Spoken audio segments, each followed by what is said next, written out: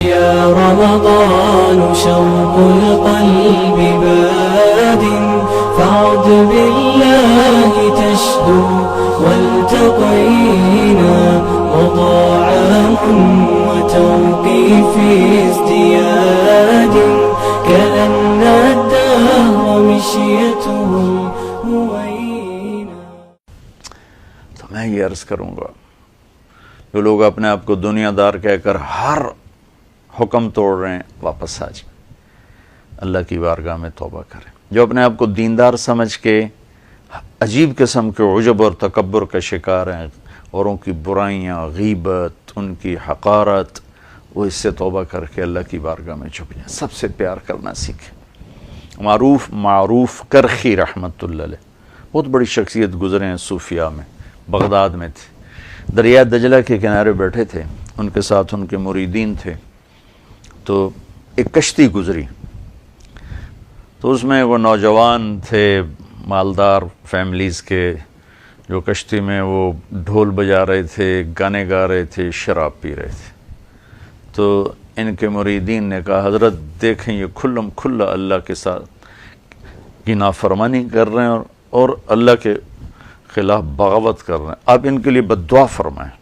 تو انہیں ہاتھ اٹھایا، سبحان اللہ، اللہ اکبر، اے اللہ جیسے تو نے انہیں دنیا میں خوش رکھا ایسے ہی آخرت میں بھی خوش رکھنا.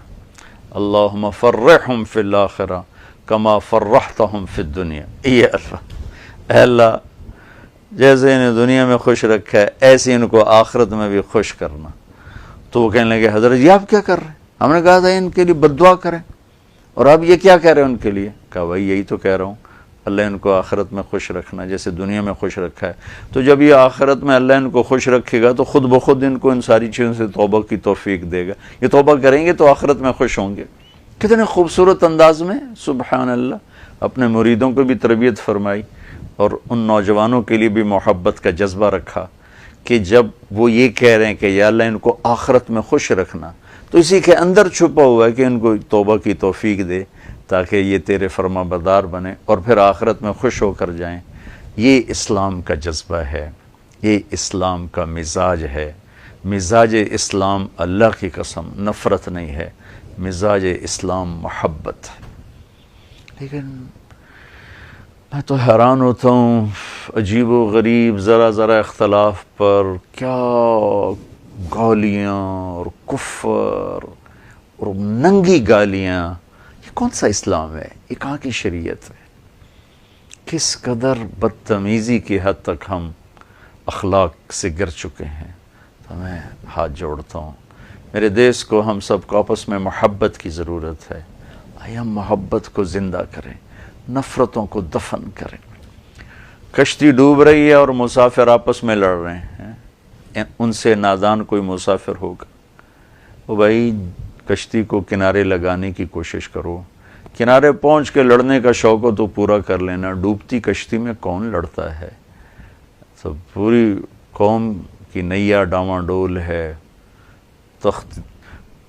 کشتی تختہ ہوئی جا رہی ہے، بادمان پھٹے جا رہے ہیں، اور ہم کبھی مذہب کے نام پہ لڑ رہے ہیں، کبھی قوم کے نام پہ لڑ رہے ہیں، کبھی رشتوں پر لڑ رہے ہیں، کبھی صوبوں پر لڑ رہے ہیں، کبھی سیاست پہ لڑ رہے ہیں، حتیٰ کہ مسجد پر کمیٹی پہ لڑائی ہو رہی، مسجد کی کمیٹی بننے پہ لڑائیاں ہو رہی، مسجد بننے پہ لڑائیاں ہو رہی. تو میں اس مبارک مہینے کی طفیل آپ سب سے گزارش کروں گا کہ آؤ بھائی ہم محبت سے رہنا سیکھیں، درگزر سے رہنا سیکھیں، پیار سے رہنا سیکھیں. کتنا میرے نبی کا ظرف ہے کہ منافقوں کو گلے سے لگا کے رکھا. اور عیسائیوں کا وفد آیا، آپ نے ان کو مسجد میں ٹھہرایا، اور وہ اپنی نماز پڑھ رہے تھے، آپ نے ان کو نہیں روکا کہ یہ میری مسجد ہے، اس میں عیسائی اپنی عبادت نہیں کر سکتا. مدینہ کا میں قبلہ جنوب کی طرف اور بیت المقدس شمال کی طرف. تو عیسائیوں کا وفد جتنے دن ٹھہرا رہا وہ شمال کی طرف منہ کر کے نمازیں پڑھتے رہے، آپ نے انہیں بالکل نہیں روکا. اس سے زیادہ خوبصورت اخلاق اور کون دکھائے گا؟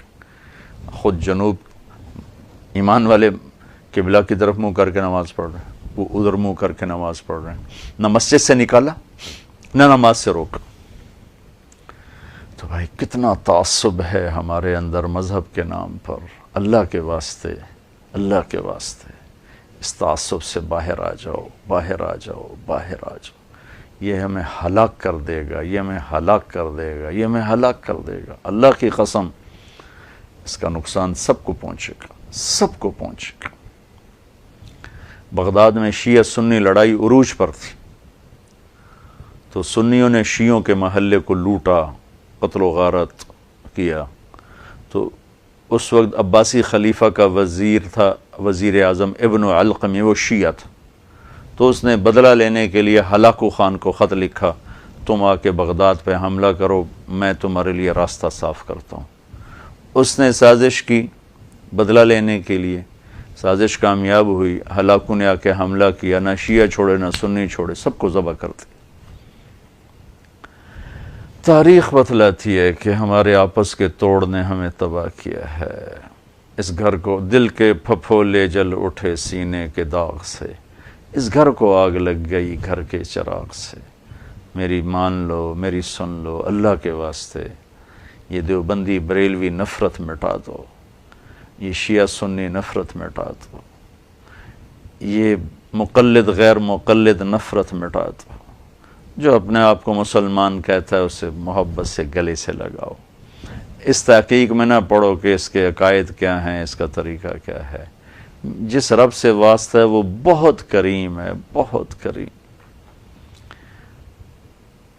اس کی رحمت کے سامنے ہمارے گناہوں کی کیا حیثیت، پتہ نہیں کس کی کون سی بات پسند آئے اور اللہ کہ لے جاؤ جنت میں لے جاؤ۔ تو اللہ کے واسطے جہاں تک میری فریاد پہنچ رہی جو سن رہے ہیں، اور ہم سب مل کر محبت سے رہنا سیکھیں اور امت بن کے رہیں۔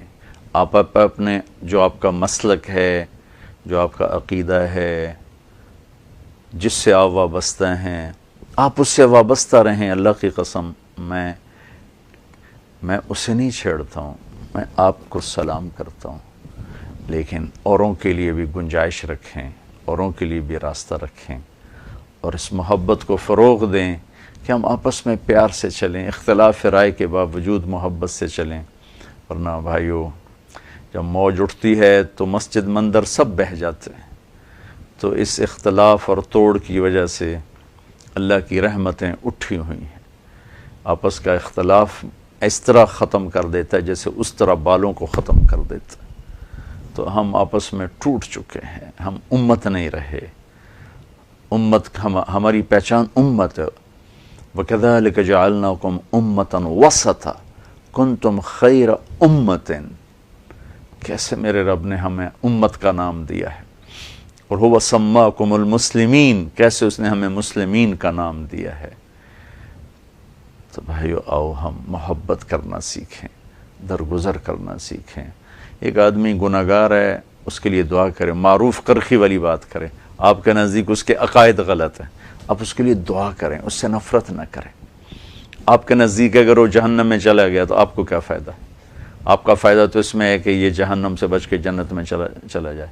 تو اگر آپ کے نزدیک میں بہت غلط عقیدے کا انسان ہوں، میں پکا جہنمی ہوں، تو آپ نبیوں والا درد میرے لیے رکھیں، جیسے میرے نبی نے ابو جہل کے لیے دعائیں کی، ابو لہب کے لیے دعائیں کی، عتبہ کے لیے دعائیں کی، ولید کے لیے دعائیں کی، ابئی کے لیے دعائیں کی، امیہ کے لیے دعائیں کی، جن کے بارے میں آپ کو بھی پتہ تھا کہ یہ جہنمی ہیں، پھر بھی آپ نے ان کے لیے دعائیں کی ہیں۔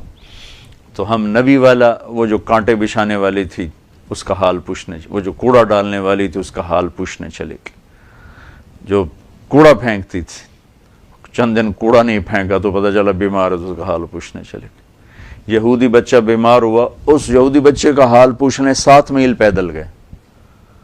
یہودی بچہ کبھی کبھی آتا تھا تو وہ چند دن آیا نہیں، تو آپ نے وہ کدھر ہے؟ کہا جی بیمار ہے۔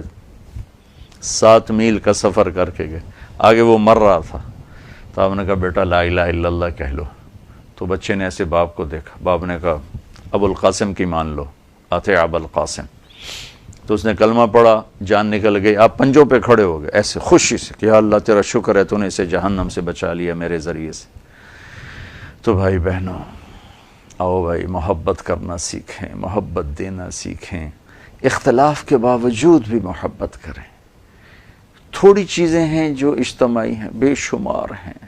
اخلاق بیان کریں، جنت کو بیان کریں، ماں باپ کی عظمت کو بیان کریں، عبادات کو بیان کریں، سچائی کو بیان کریں، دیانتداری کو بیان کریں، اور جو غلط چل رہا ہے اس کا معاملہ اللہ پہ چھوڑ دیں، اس کے لیے دعا کریں۔ کیونکہ گالیاں دینا، نفرت کرنا، ابھارنا، یہ ساری چیزیں بہت دکھ دینے والی ہیں، بہت دکھ دینے والی ہیں۔ اللہ مجھے آپ کو توفیق بخشے۔ السلام علیکم۔